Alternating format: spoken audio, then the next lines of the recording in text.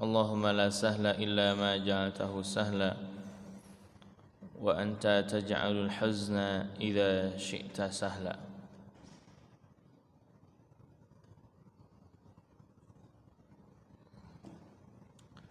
Insyaallah pada kesempatan pagi hari ini kita akan lanjutkan pada hadis ke-77 yang berkenaan tentang prinsip kehidupan.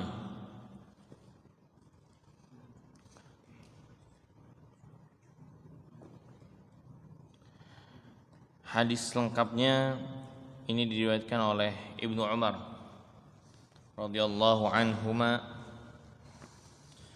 Beliau berkata, akhadha Rasulullah sallallahu alaihi wasallam, Rasul sallallahu alaihi wasallam pernah memegang kedua pundakku.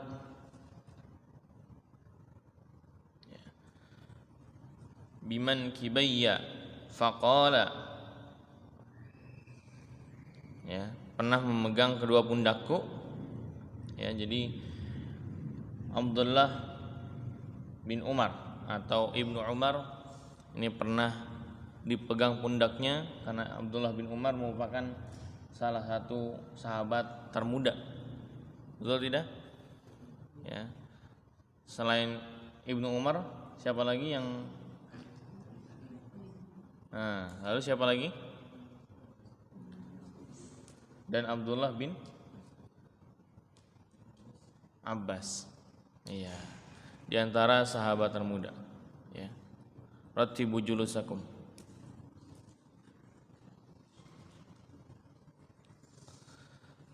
Biman kibayya faqala kun fid dunya ka'annaka gharibun aw 'abiru sabilin. Kata Nabi SAW ketika memegang pundaknya Ibnu Umar, Nabi bersabda, kun fid dunya ka'annaka gharib. Jadilah engkau di dunia ini seperti orang yang asing, orang asing. Au abiru sabilin, atau seorang musafir. Wa kana Ibnu Umar radhiyallahu anhuma yaqul, dan Ibnu Umar pun berkata, idza amsayta fala tantadhiris sabah. Jika engkau berada di sore hari, jangan menunggu datangnya pagi, dan jika engkau berada pada waktu pagi hari, wa idza asbahta fala tantadhiril masa, fala tantadhiril masa.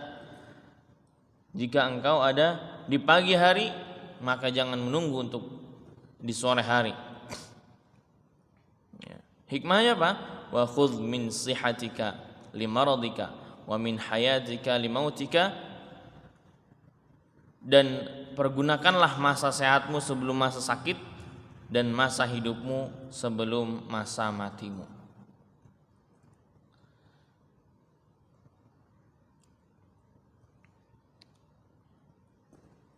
Banyak sekali hikmah yang kita dapat tuai dari hadis ini, terutama hadis atau hikmah mengenai kehidupan yang sementara ini.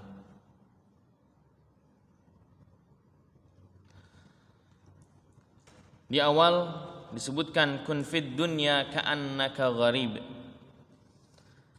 Hiduplah di dunia ini seperti orang asing. Au abiru sabil, atau seperti seorang musafir.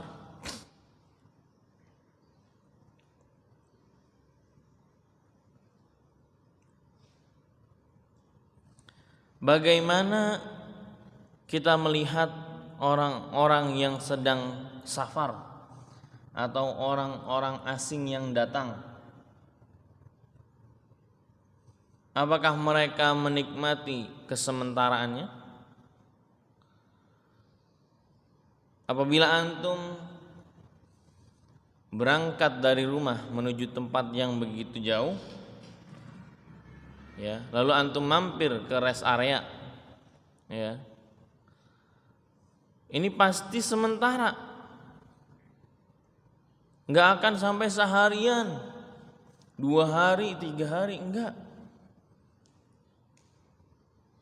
Ya, kemarin ada field trip, ya, antum mampir ke masjid, mampir ke pantai. Apakah itu sesuatu yang lama? Bukan. Ya, itu sekedar mampir saja. Dan itulah perjalanan, hakikat perjalanan kita di dunia ini. Mampirnya itu. Ya. Maka tanamkan dalam hati antum, di dunia ini kita benar-benar sementara. Dunia hanya tempat mampir untuk berbekal menuju perjalanan yang lebih jauh lagi.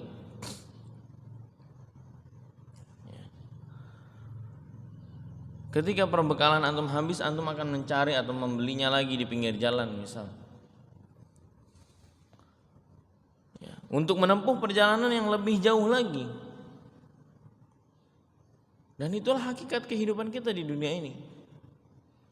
Beramal sebanyak-banyaknya, bertakwa setinggi-tingginya, beriman sebenar-benarnya, sehingga semua itu dapat kita jadikan bekal untuk menuju akhiratnya kelak. Di antara faidah dari hadis ini yaitu perumpamaan seorang mukmin dalam kehidupan dunia, yang tadi kita sebutkan, yaitu seperti orang asing atau seorang musafir yang hendak mempersiapkan bekalnya. Dunia ini sementara, ya. Dan sangat-sangat cepat masa itu. Yang sekarang sudah mau naik kelas 3, antum pasti masih ingat bagaimana orang tua antum berpisah dengan antum ketika kelas 7 masuk pertama kali. Seperti baru kemarin, bukan? Belum lama. Masya Allah, sekarang sudah mau kelas 3, sudah mau lulus. Kemarin ada beberapa mungkin yang sudah hafal baru 1 juz, 2 juz.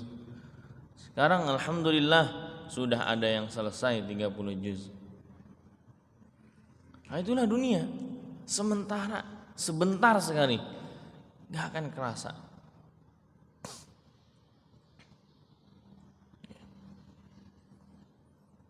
Dan ini adalah ajang bagi kita semuanya mempersiapkan bekal sebaik-baiknya, sebanyak-banyaknya. Antum kalau perjalanan jauh, ya antum tahu perjalanan itu jauh,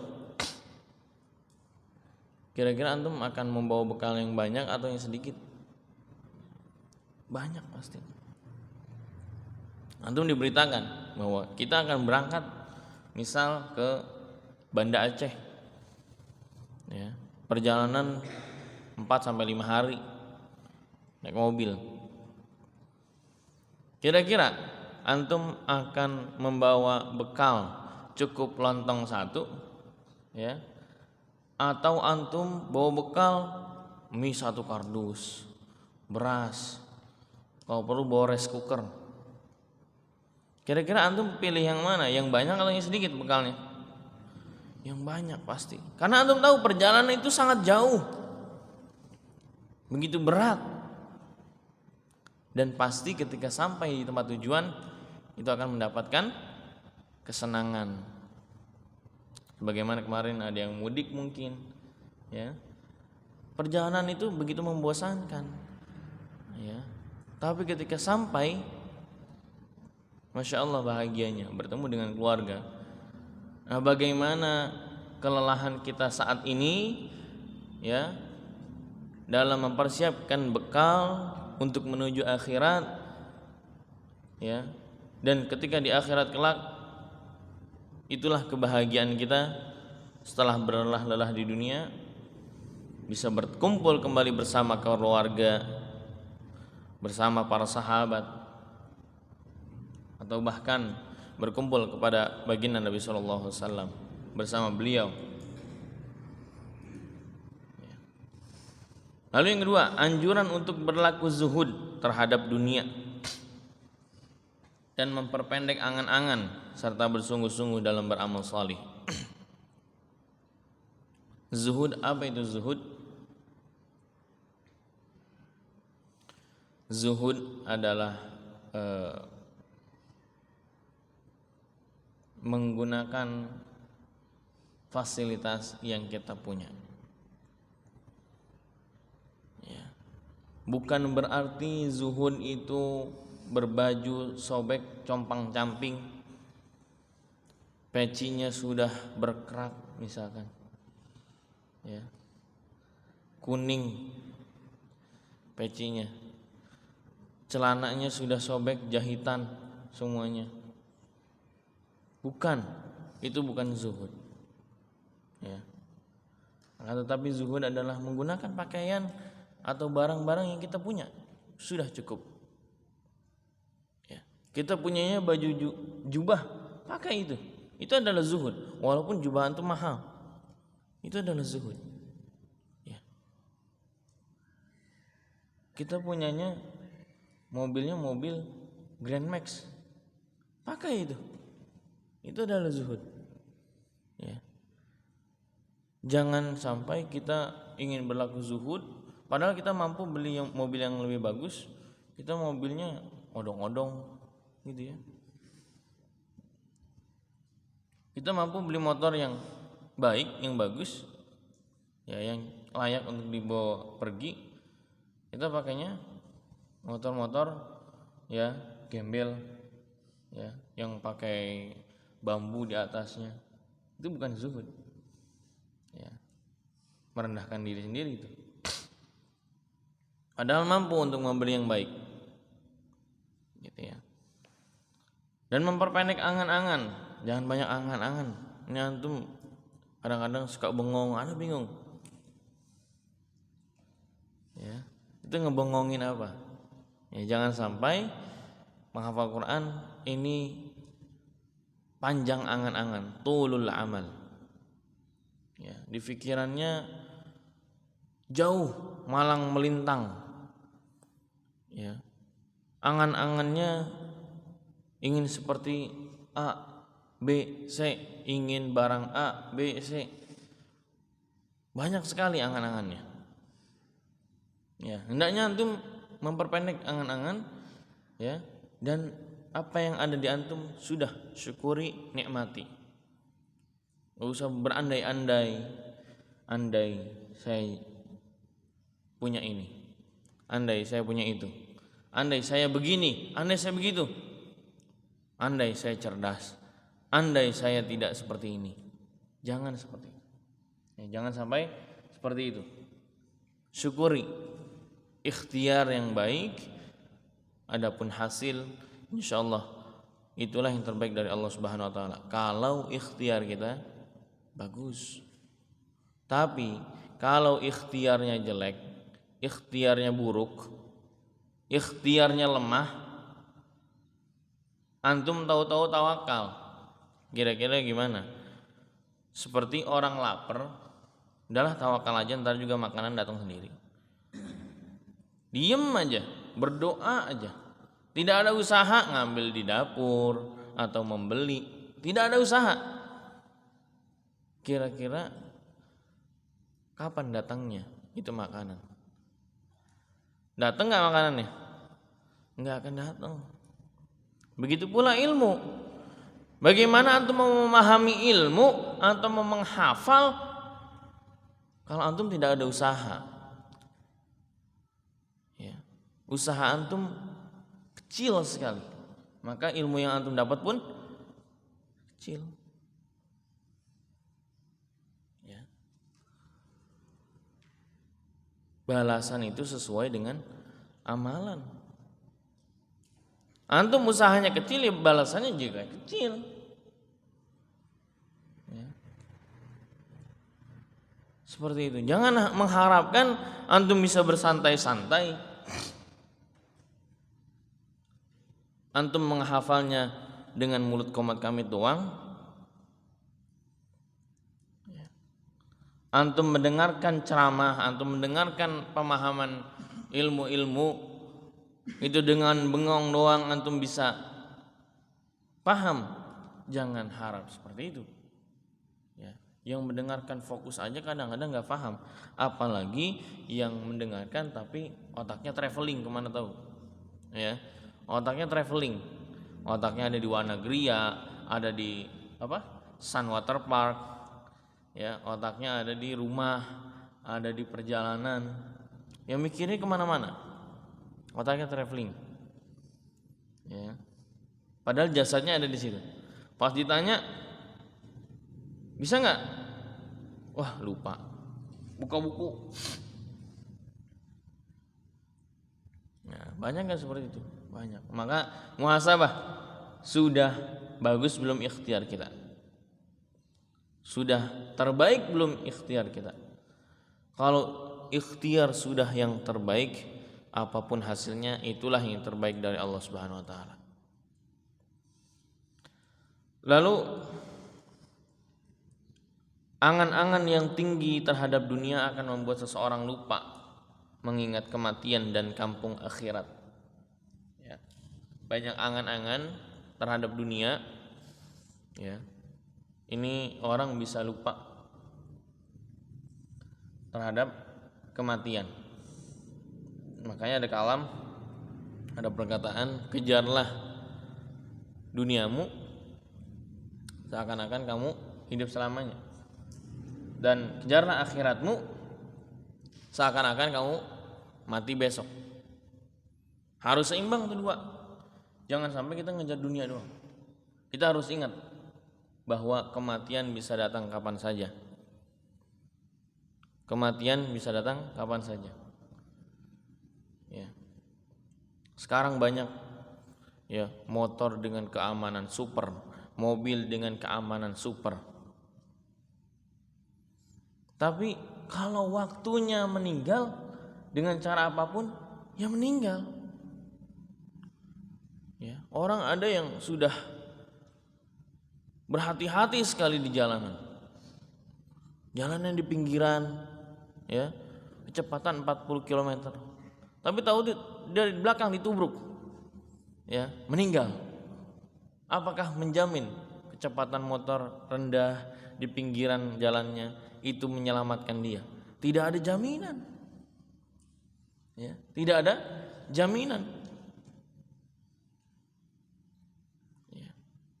Bahkan jangankan yang naik motor, yang lagi duduk begini aja banyak yang tahu-tahu meninggal, serangan jantung, ya, kolesterol misalkan, darah tinggi, pembuluh darah pecah, ya, banyak sekali itu terjadi. Enggak satu dua orang, banyak. Maka selalu ingatlah kepada kematian. Insya Allah antum akan bersemangat untuk beramal. Ya, makanya kadang anak pribadi pun suka heran. Ya, bagaimana orang bisa mengejar terus dunia seperti tidak ada matinya, tidak akan mati. Padahal, ya, belum lama kemarin sang pendiri Burj Khalifa di Dubai, ya, tahu Burj Khalifa itu meninggal. Kuburannya sama nggak? Salah satu menara tertinggi di Dubai, di Jazirah Arab, itu yang ngebangun beliau, dan beliau meninggal. Apakah bangunannya, kuburannya ada AC-nya, ya? Misalkan bangunannya ada kulkas, toilet, apakah seperti itu? Tidak, sama kuburan sama kita, pakai kain kafan, ya, bukan pakai sutra, sama tanahnya, ya. Dan itu semua harta itu ditinggalkan, kemegahan duniawi, mobil mewah, rumah mewah, itu ditinggalkan. Tidak ada yang dibawa. Yang dibawanya amal. Maka bayangkan antum sudah capek-capek ngejar dunia, tahu-tahu meninggal dunia. Dan barang-barang dunia yang antum raih, uang antum, harta antum, itu tidak ikut antum menuju akhirat. Bagaimana kira-kira? Ya, sudah lelah-lelah, tetapi tidak mendapatkan bekal yang benar untuk menuju akhirat. Ya. Antum sudah capek-capek berhenti di rest area, mencari-cari bekal makanan, pas antum beli ternyata makanannya basi, akhirnya nggak dimakan di perjalanan. Antum kelaparan ya, kelaparan di perjalanan, yang akhirnya itu menyiksa antum di perjalanan.